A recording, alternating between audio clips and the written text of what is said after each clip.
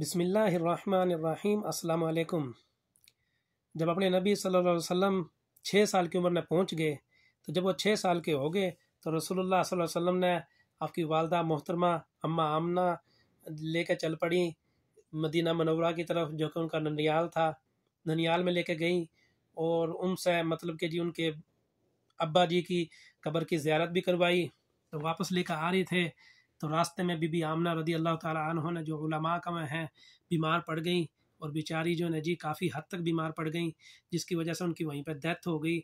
تو جب صحرا میں تھے میں نے یہ واقعہ سنیا ایک عرب عالم دین سے کہ جب صحرا میں تھے رسول اللہ صلی اللہ علیہ وسلم اور اب وہ ابوا کے مقام پہ، اب وہ کوئی کم ہے 70-80 کلومیٹر ہے مکہ سے، ساتھ بیچاری ام ایمن ایک باندھی اور رسول اللہ صلی اللہ علیہ وآلہ وسلم بیچارے وہاں پہ جو ہے موجود، اور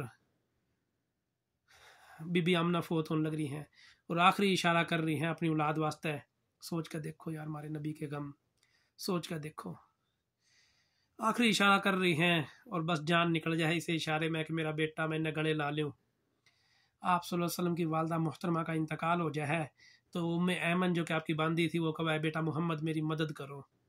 پاکستانی عالم دین طارق جمیل صاحب تو کم ہے کہ کوئی قافلہ آیا انہوں نے قبر کو دبایا، لیکن میں نے ایک عرب عالم دین سے یہ بات سنی، وہ کہا نہیں جی، انہوں نے کہا محمد بیٹا میری مدد کر، اپا تیری ماں واسطے یو کراں۔ سوچ کر دیکھو یار 6 سال کا بالک ہو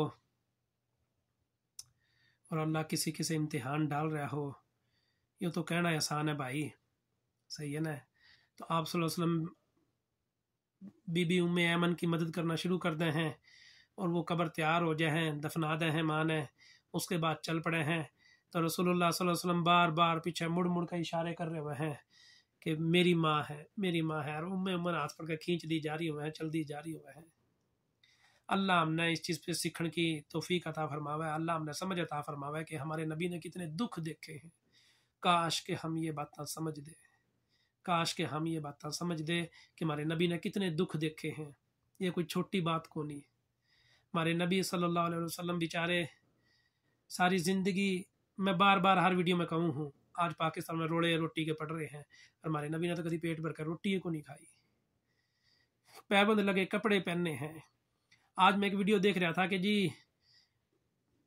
آدمی رون لگ رہا ہے کہ بالک بچے اڑا ہوں یہ وہ، میں کہ بھائی ہم اپنے نبی نے کو نہیں دیکھ دے؟ پابند لگے کپڑے پہننے، پابند لگے جوتے پہننے، کیوں؟ کس کے واسطے؟ ہمارے ساتھ سکھان واسطے، ہمارے ساتھ سمجھان واسطے کہ بھائی ہر چیز نیا کپڑا، نیا جوتا، پیٹ بھر کے روٹی کھا لینا کو نہیں، سمجھ میں آ رہی کہ نہیں؟